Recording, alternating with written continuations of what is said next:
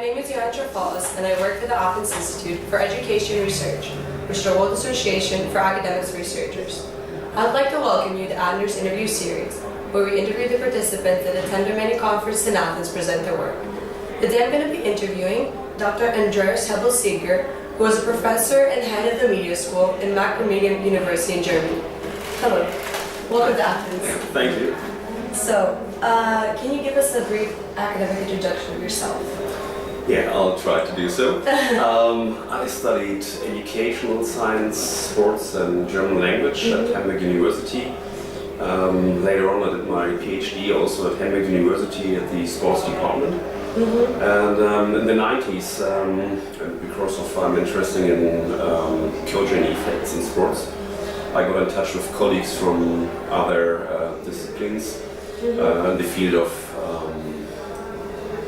so-called e-learning, and it was really interesting to see how people from the maths department or historic or arts tried to increase learning with the usage of digital media.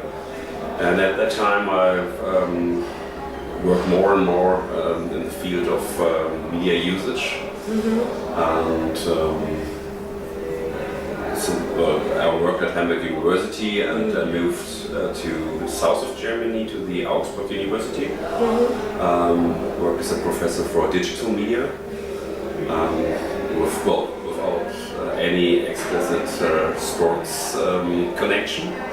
But just 1 year later I moved back to north of Germany and became a professor at Macromedium University at the media school with a special focus on sports communication and so your current major research is sports communication?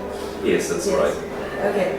So tell us a few words about what you presented at the conference. I talked about the uses of 360-degree video and VR. Well, I'm not really talking about VR content, I'm talking about the usage of hand-mount displays, so-called VR goggles, in combination with 360-degree video.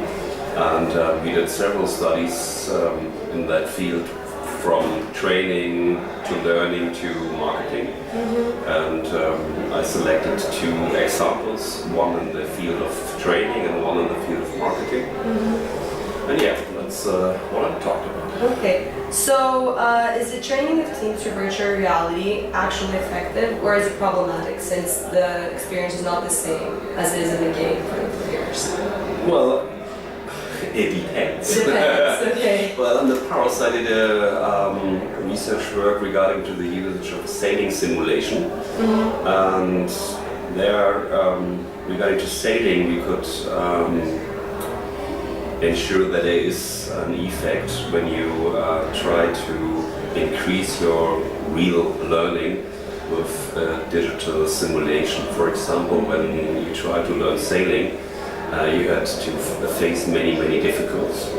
For example, you won't get wet, you won't get in touch with other boats, you won't hurt the coastline and so on.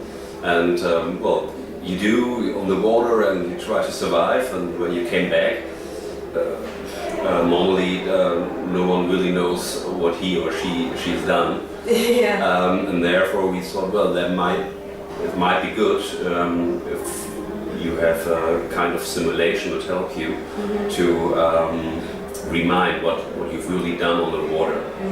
And yeah, that's what we did. We developed a sailing simulation and used it in addition to real sailing learning, and that seems to be helpful. Yeah. Oh, okay. So it depends on the sport. And the sports and the task. If you're talking about learning a new task or increasing your techniques you've already in some sports, for example, that's the reason. Okay.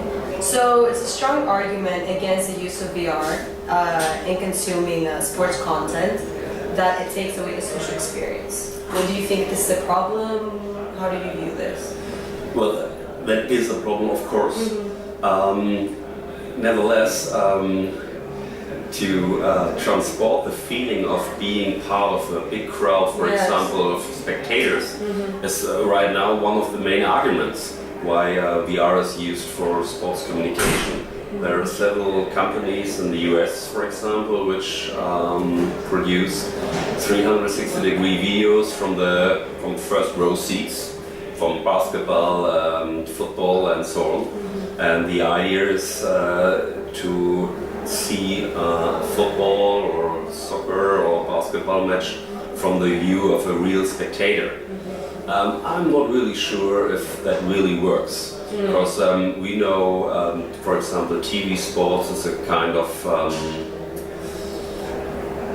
well, it's a special project. If you watch, for example, soccer on TV, this is quite different to your experience you have when you're in the arena.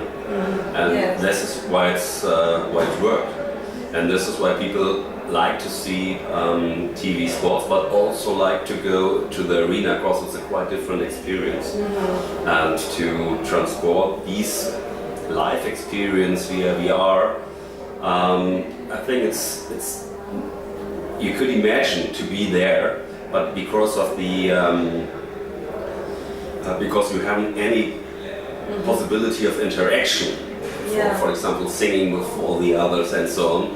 I'm not sure if it's really sustainable. We'll see. Okay, so how were you introduced to Adler and what made you attend the conference? Well, I got in touch with this conference, I think a few years ago. A colleague of mine told me about the conference, and well, it's a really small, nice conference with good atmosphere and excellent possibilities of networking, and therefore I said, well, I have to go there. I've been here last year, first time, so this is my second time. Nice. Well, thank you very much. Thank you.